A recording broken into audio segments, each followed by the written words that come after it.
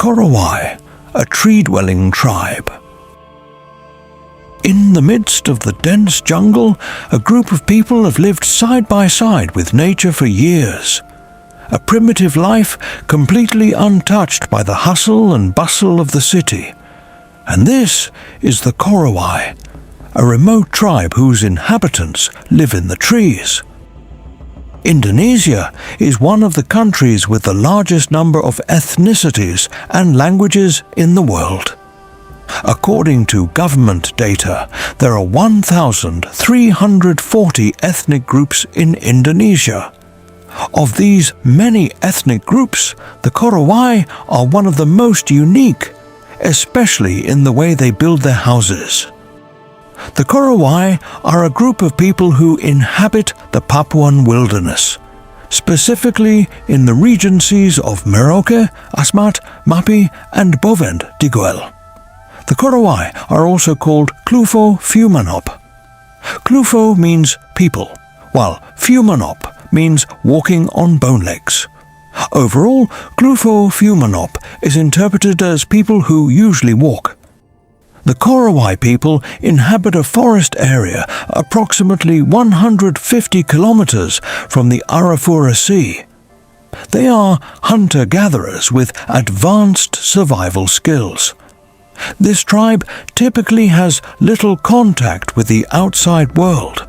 The current Korowai population is estimated at 3,000, scattered throughout the dense forest.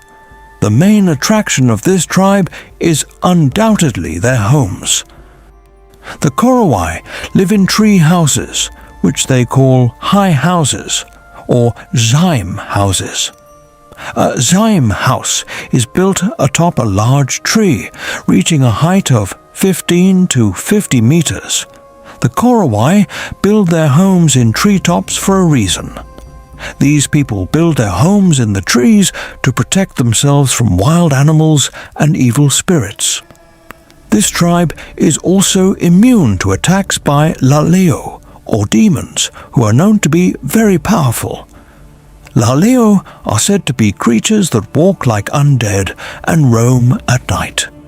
The term laleo is also applied to all outsiders who are not part of their community. Even other Papuans are called laleo. They believe that the taller they build their houses, the more they will be protected from evil spirits. Regardless of these reasons, the Korowai deeply respect their ancestors, and therefore consider these tall houses a legacy that must be preserved.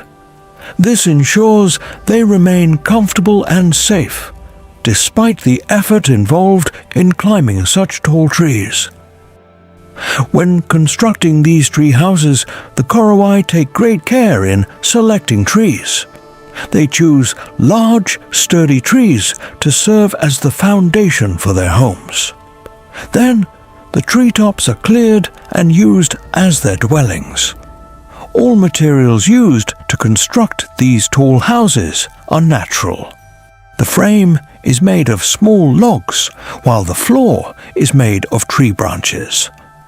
They then use sago palm bark and forest leaves for the walls and roof. These materials are then tied together using rope made from strong tree branches or roots. Building a treehouse typically takes about 7 days. Because this tribe still adheres to their ancestral traditions, before building a house, the Korowai perform a nighttime ritual. This ritual is performed to ward off evil spirits. These tree houses typically only last 3 to 4 years. This is because their homes are made only from natural materials. Despite living in the midst of the wilderness, the Korowai people have managed to survive and thrive to this day. They utilize the dense forest as the foundation of their lives. They employ various methods to obtain food, from hunting and gathering fruit and tubers to utilizing sago palms as a staple food source. Sago is a staple food for Papuans, including the Korowai. Moreover, sago palms are easily found in the Papuan forest. There are several stages before a sago palm is ready for consumption. Korowai men usually choose mature sago palms to fell. Armed with wooden spears and machetes, they can quickly fell large sago palms. Next, the hard outer layer is peeled off, leaving the inner layer. This inner layer of the sago palm is what is used as food. Using traditional tools made of wood and bamboo, the sago palm is chopped into coarse flakes. The flakes are then filtered using a special tool made from sago palm fronds and a thin cloth as a filter.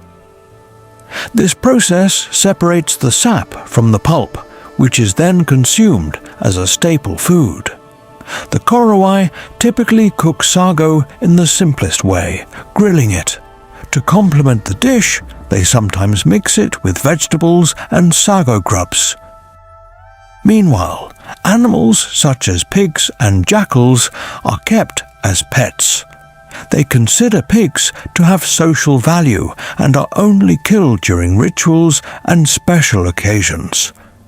Dogs, on the other hand, are used as hunting animals. Arrows are their primary weapon. When hunting, they usually catch any animal they encounter in the forest. Their primary method of subsistence is fishing. Using natural poisons from plants, they can easily catch fish in the small rivers flowing through the forest. In short, the Korowai tribe, who live in the remote forests of Papua, is a living example of valuable cultural diversity. Their isolated lifestyle, traditional lifestyle practices, and local wisdom provide profound insights into the relationship between humans and nature and sustainability. The Korowai tribe is one illustration of the rich diversity of Indonesian tribes. However, it is also clear evidence that even in this modern era, there are still some very underdeveloped communities in the world